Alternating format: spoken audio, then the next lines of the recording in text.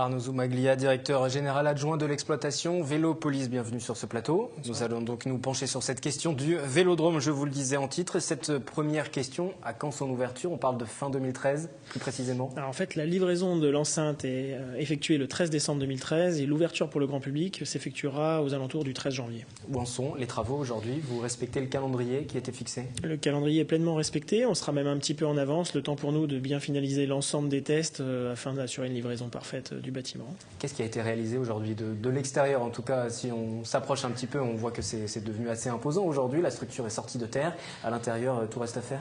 Non, à l'intérieur, une grosse partie est également déjà réalisée. Les tribunes sont en place, les sièges doivent être installés. On en est au stade de l'aire centrale où on coule la dalle béton qui va accueillir les autres activités sportives et spectacles que celles du cyclisme.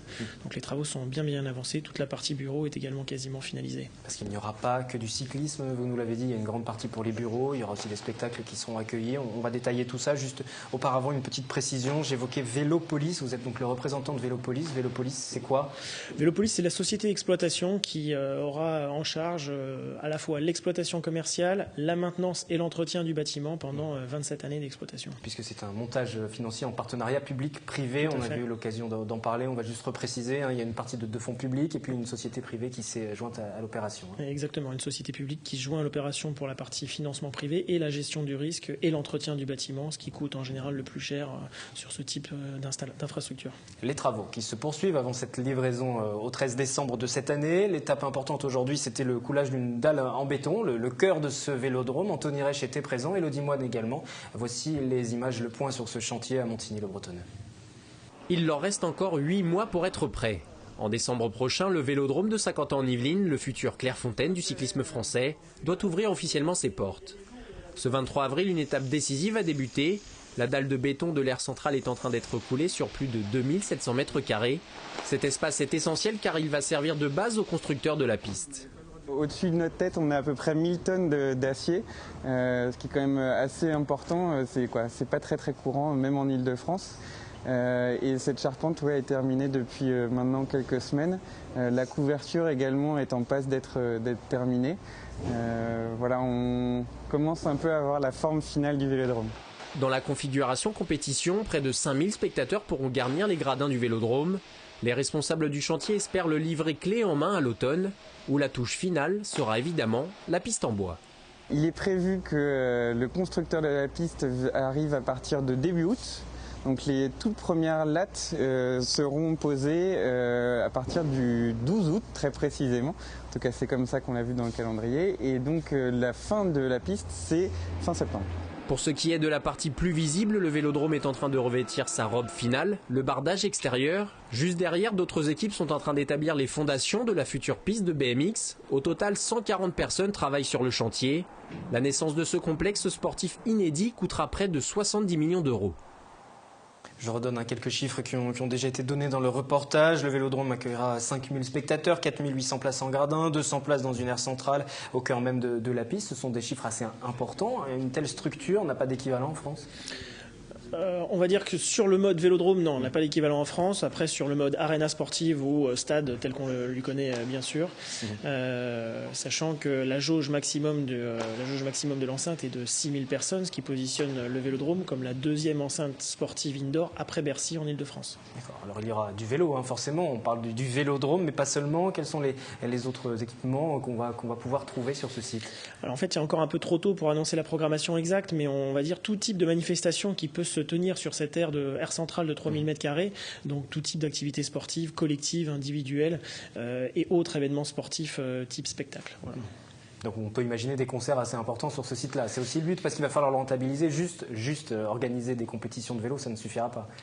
Non, alors en fait le projet est très bien ficelé financièrement, ce qui ne fait pas peser un risque d'exploitation réel. On est vraiment ensuite dans une qualité d'exploitation diversifiée pour rendre cette enceinte accessible à tous. Donc effectivement, il y aura du concert-spectacle, même si ce n'est pas le cœur de métier et le cœur de fonction de cette enceinte, et principalement d'autres activités physiques et sportives au sein de l'arène. Et puis il y a une fédération qui va s'y installer, c'est la Fédération française de cyclisme. Elle aura son siège, l'équipe de France aura son centre d'entraînement d'entraînement également. L'équipement, parmi les différents équipements, on peut aussi s'intéresser au BMX parce que le BMX sera représenté aussi. Oui. Alors c'est une des rares enceintes au sens où ce vélodrome est à la fois le Clairefontaine du vélo, capable d'accueillir l'équipe de France au quotidien, mais aussi une aréna sportive capable d'accueillir du spectacle, et puis un gymnase quasiment, puisqu'on va avoir de l'activité sportive quotidienne accessible à tout le public des 50 îles. Et il y aura aussi une possibilité d'hébergement. Tout à fait. Alors, quels sont un peu les chiffres qu'on peut avancer? Quelles sont les capacités d'accueil? Alors d'ici à fin 2015, il y a un hôtel en construction 2 et 3 étoiles qui va à peu près héberger 180 chambres d'hôtel, et puis un complexe d'accueil jeunes actifs aux alentours qui pourra accueillir à peu près 700 personnes. Vous avez le sentiment que c'est très attendu, ce vélodrome? Parce qu'on en a parlé beaucoup avant sa livraison. C'est un projet qui remonte à la candidature de Paris en 2012 pour les JO. Alors 2012 est passé, le vélodrome va voir le jour.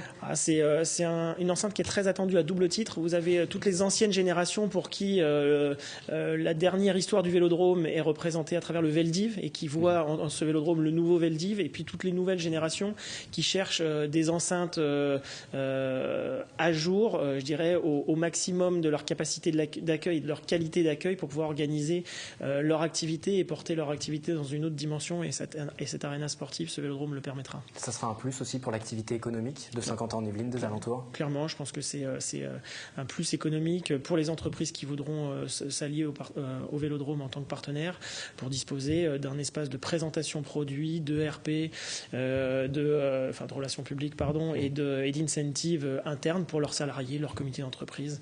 C'est vraiment une boîte à outils assez intéressante. On peut imaginer qu'il sera rapidement à son plein rendement, cet équipement, que dès son ouverture, il sera très sollicité, très demandé par exemple les entreprises, comme vous l'avez mentionné. Alors, on est déjà très sollicité, puisqu'il y a une grosse partie de la programmation 2014 qui est déjà actée, avec presque une trentaine de dates sur des manifestations très variées, sportives, associatives. On peut en citer quelques-unes, ou c'est encore confidentiel? Rien n'est figé, donc c'est un peu prématuré, mais vraiment des choses assez éclectiques, très très intéressantes. Vous viendrez sur le plateau pour nous annoncer la On programmation. viendra vous annoncer dès ça que ce sera officiel. très rapidement. Venez nous en parler forcément. On parle de tous ces points positifs. On peut aussi forcément parler des points positifs pour le développement du cyclisme en France. Il y a de grands sportifs qui vont venir s'entraîner. Ça peut booster aussi le cyclisme en France?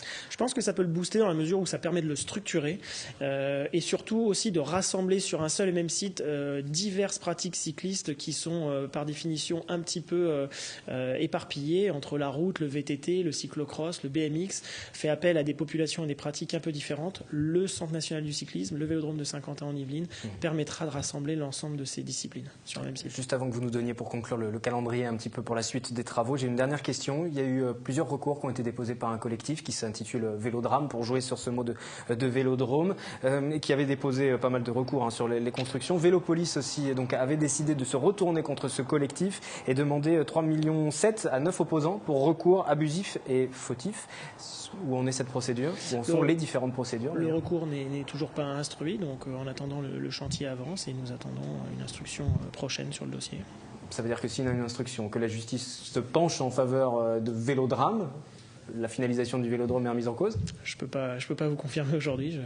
Il faudra aviser à ce moment-là. Ce serait vraiment très très très dommageable pour l'ensemble de la population, je pense, par rapport à la qualité de cette enceinte. En tout cas, les travaux se poursuivent. Vous pouvez le voir si vous êtes sur le secteur de Saint-Quentin-en-Yvelines, si vous passez à proximité de Montigny-le-Bretonneux. Les prochaines étapes importantes, il y a la livraison de la piste, par exemple. Il y a la livraison de la piste. Il y a aussi la face que les gens ne peuvent pas voir actuellement, qui est la pose du bardage extérieur, donc de la partie métallique cuivrée qui vient vraiment habiller l'ensemble du vélodrome, qui va lui donner une vraie identité visuelle. Donc ça, c'est une étape importante. L'élévation de la toiture du BMX, puisqu'on sera sur la première piste de BMX couverte en Europe, ce qui est aussi une performance nationale et internationale.